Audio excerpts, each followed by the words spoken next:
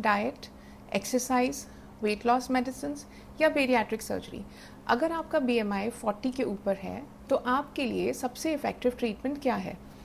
ये डिसीजन सिर्फ वेट का नहीं है, लाइफ एक्सपेक्टेंसी का भी है। सबसे पहले एक मिथ तोड़ते हैं। बहुत लोग सोचते हैं कि ओबेसिटी सिर्फ अपीयरेंस का इशू है। बिल्कुल भी नहीं। BMI 40 के ऊपर ओबेसिटी एक सीरियस क्रॉनिक बीमारी है। इस स्टेज पर diabetes, heart problem, sleep apnoea, fatty liver, infertility, arthritis और कुछ कैंसर्स का रिस्क भी ड्रामेटिकली बढ़ जाता है।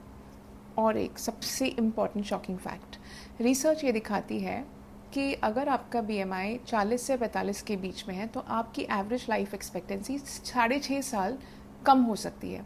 अगर BMI 45 to 50 है तो लगभग 9 साल, 55 के ऊपर है तो लगभग 13 से 14 साल आपकी लाइफ एक्सपेक्टेंसी कम हो सकती है। इसलिए ओबेसिटी का ट्रीटमेंट सिर्फ कॉस्मेटिक नहीं, लाइफ सेविंग भी है। अब ये सवाल आता है कि क्या मेडिसिन काम करती है? डेफिनेटली, बिल्कुल काम करती है। न्यू और एंटी ओबेसिटी मेडिसिन जैसे कि GLP-1 और GIP बेस्ड थेरेपीज़ बहुत अच्छा वेट लॉस दे सकती हैं और कई पेशेंट्स को उनके लिए एकदम एक्सेलेंट ऑप्शन है। लेकिन अगर BMI 40 के ऊपर है तो वर्ल्ड वाइड साइंटिफिक गाइडलाइंस के according bariatric surgery remains the most effective and durable treatment option.